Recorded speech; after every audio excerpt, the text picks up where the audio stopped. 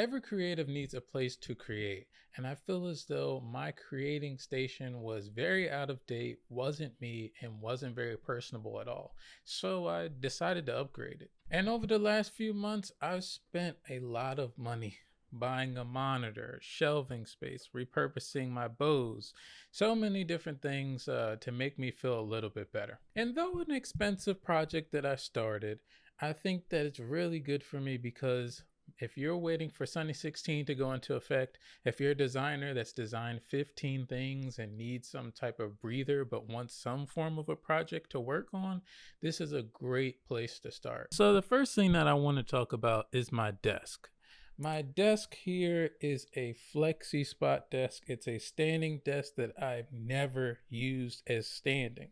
So basically what I've done is I've set it at this height and it's been here for a very long time. It moved from my mom's house to here and it's still the same height. But one of the things about this type of desk, and you know if you have one, is that it's basically just a flat slab. Mine is matte black under here.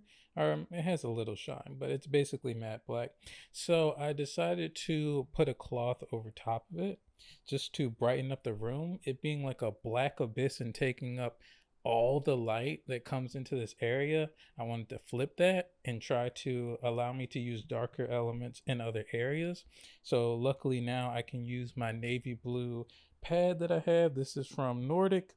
It's just an Amazon pad, so that I can have more space for my keyboard, my mouse, anything extra that I need to put down. It's genuinely not special. It's just navy blue and made out of some form of leather or fake leather. So that made me pretty happy there. And before I get to my actual desk, this seat here, I'm pretty sure it's just from Amazon. This has to be like a COVID purchase or something like that. There's no branding anywhere on here. It's unbelievably simple. It's comfortable enough, has the mesh so that, you know, the breathability and things like that. There's supposed to be some form of support down here in the back.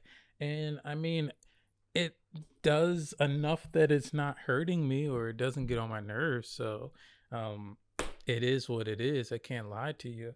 But the chair is 100%. Just a basic black chair. So now moving to the desk, my whole setup is running off of my MacBook Pro. This was a Christmas gift from my mom. It's amazing. I used to have my HP gaming PC that ran this whole setup, but it started to get a little bit slower. Moving files from PC to Apple became a bit of a hassle. And since I ended up learning so many people run their systems off of their laptop, I said, why not just do that? And right now I have it on a M stand from Rain Design, just so it could tie everything together, have some more gray that matches my monitor now, and the rest of my setup with the Bose speakers being black and gray. It's a nice little workaround everywhere. Speaking of my monitor, I have a new monitor here.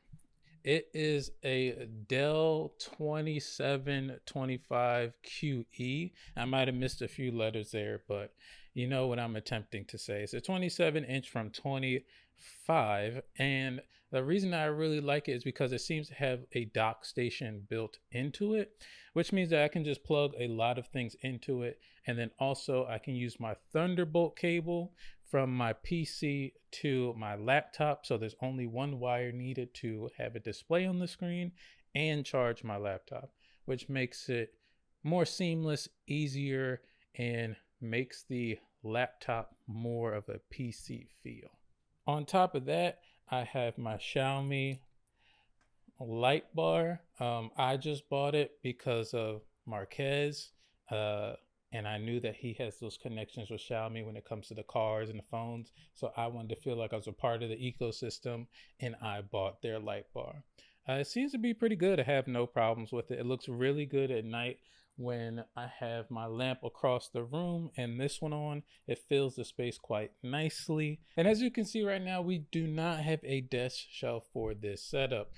We do have tons of books. So I have stacked a lot of the larger books under my monitor and also under a few trinkets that are on the left to make it high and low, has some of that triangle effect in theory going into it. And I honestly almost forgot about my Logitech mouse and keyboard.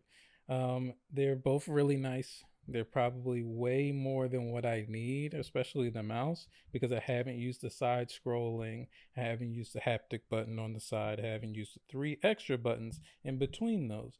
But I wanted something nice and I bought myself it. And then for the decorations in the corner, it's just things that I've collected over time. I've 100% bought that China just a few weeks ago because I wanted it. So that's new. The hand did logo is new for my lady. And then I have this pig that I got in Brooklyn. And he's just been chilling and around for quite some time now. Now to my shelving. I had this laid out, in a more aesthetically pleasing way rather than what's actually where it needs to be. But up here, I have my iPad, I have the old MacBook, then I have my Lenovo that was holding me true for so long. And maybe honestly, it started getting slow in my mind because I had the MacBook now and I just wanted to fully move over to that. But there's nothing wrong with this laptop. It's still excellent and I love it. So it's a backup that I will always have.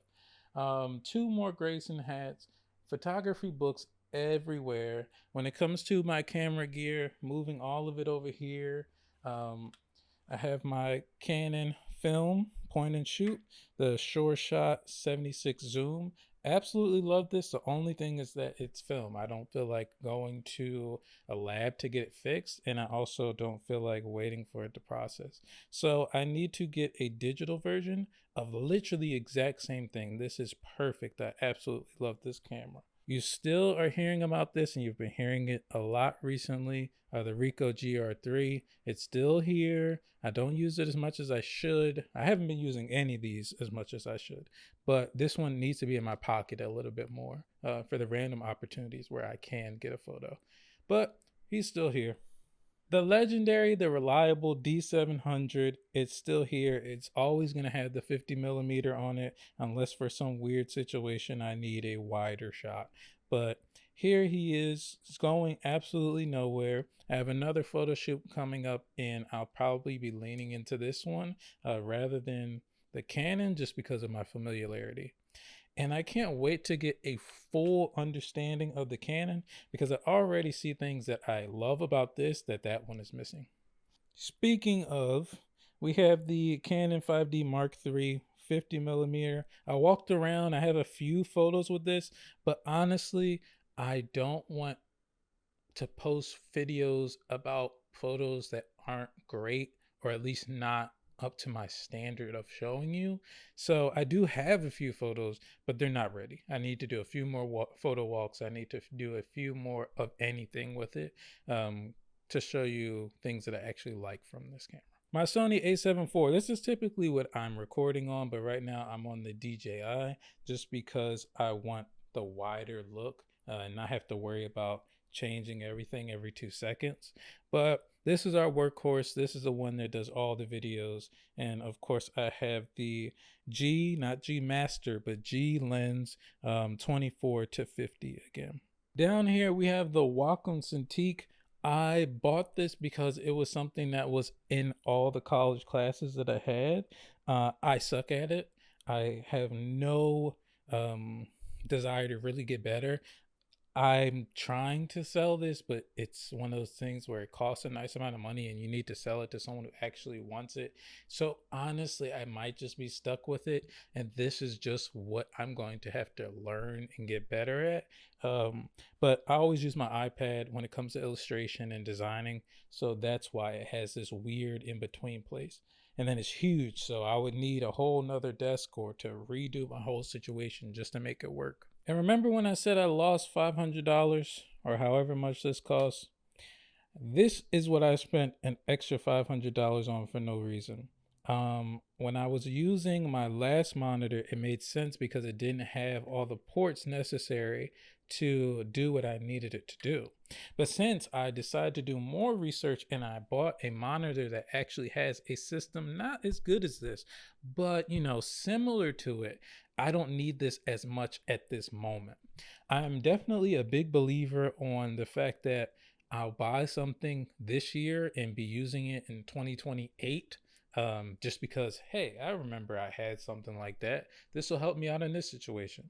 So it's not going to go anywhere, but it's definitely an extra $500 that's just sitting around doing nothing.